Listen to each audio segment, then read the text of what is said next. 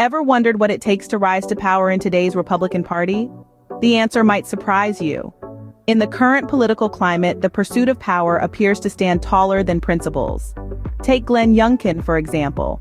He's a rising star who's shown a knack for aligning with the Trump base, even embracing the election denial movement, despite initial hesitations. This is a reflection of the new normal within the GOP. The party's focus on power isn't a new phenomenon, but it's noticeably pronounced given the current political landscape. GOP leaders are aligning themselves with Trump and his followers, even if it means forsaking values they once held dear. It's a power play that has led to the sidelining of those who defend democratic principles against Trump, like Liz Cheney and Jeff Flake. The pursuit of power is also visible in the actions of Republican stalwarts like Kevin McCarthy and Mitch McConnell, who have made peace with Trump, seemingly overlooking his misconduct to safeguard their own political ambitions. This willingness to compromise values is further highlighted by the party's backing for controversial figures such as Herschel Walker, a candidate who has faced allegations contradicting his public stance on abortion. The quest for control over Congress and the judiciary seems to be driving the GOP's willingness to compromise their stated principles. Saudi Arabia is reportedly considering a major and unprecedented purchase, but what is it and why does it matter? Well, the Kingdom of Saudi Arabia, traditionally reliant on the United States and the United Kingdom for its air force, is now eyeing a different horizon. It's said to be contemplating the purchase of between 100 and 200 French Dassault Rafale fighters. This move comes as the US and other nations may be less inclined to provide military equipment to Riyadh in the future. Now, this is not a decision made lightly. Germany, for instance, has already announced that it will not deliver additional Eurofighter Typhoon fighter jets to Saudi Arabia. This might be a significant factor in Saudi Arabia's considerations. Moreover, Saudi Arabia's neighbors, the United Arab Emirates and Qatar, have built up large fleets of Western-made jets, including Rafales, which could be another influencing factor. So why the French Dassault Rafale fighters? There are a few reasons. For one, France has a history of sustained arms sales to the Middle East and values having a diversified defense sector. The Rafale, due to its modernity and being built by a NATO country, is seen as an attractive option for Saudi Arabia. On the other hand, buying Russian or Chinese jets could potentially incur US sanctions, a risk the kingdom might not want to take. However, Saudi Arabia's extensive investment in US and British aircraft, along with pragmatic concerns and limitations of the Rafale's technology and availability, might deter Riyadh from going French. The strength of US-Saudi relations has shifted, making the US a less expansive defense partner, which may increase the appeal of weapons from other countries. A potential shift in Saudi Arabia's defense partners could redefine its geopolitical relationships and the global defense sector.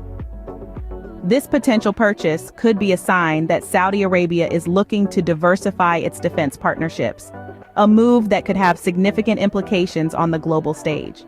Disturbing events are revealing a troubling disconnect from the Holocaust and the reality of anti-Semitism. Let's delve into this. Recent incidents have drawn a stark outline around this disconnection, and it's a cause for concern. For instance, the banning of the book Maus in Tennessee. This is a graphic novel that depicts the Holocaust through poignant illustrations, a powerful tool that potentially offers a more profound understanding of the event to younger readers. Its banning might imply a reluctance to confront uncomfortable truths. Equally alarming was the occurrence of a Nazi rally in Florida. The very idea that such a rally could take place, given the horrific history associated with the Nazi regime, is a glaring example of the disconnect from the Holocaust's grim reality. But these incidents aren't isolated. They are part of a wider trend where attempts are being made to rewrite history, to control the narrative. This is a dangerous path to tread. When we start sanitizing history, we risk losing sight of the lessons it offers, lessons that are often paid for in blood and tears. Consider the current moment the United States is embroiled in. It's a fragile juncture marked by divisions over the truth, the politicization of significant issues. In such a time, the importance of acknowledging and understanding the horrors of history cannot be overstated. Because history, especially the parts that make us uncomfortable, serves as a mirror. It reflects the worst of human potential, yes, but it also offers a warning.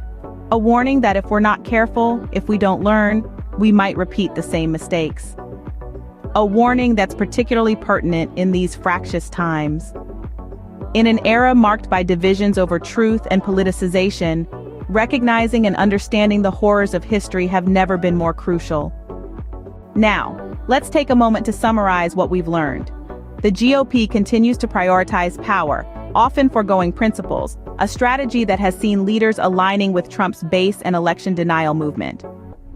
Meanwhile, Saudi Arabia is considering diversifying its defense partnerships, potentially buying French Dassault Rafale fighters, an indication of shifting alliances.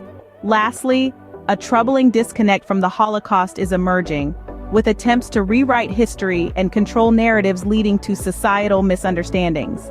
These events highlight the changing face of global politics, defense partnerships, and societal understanding of history.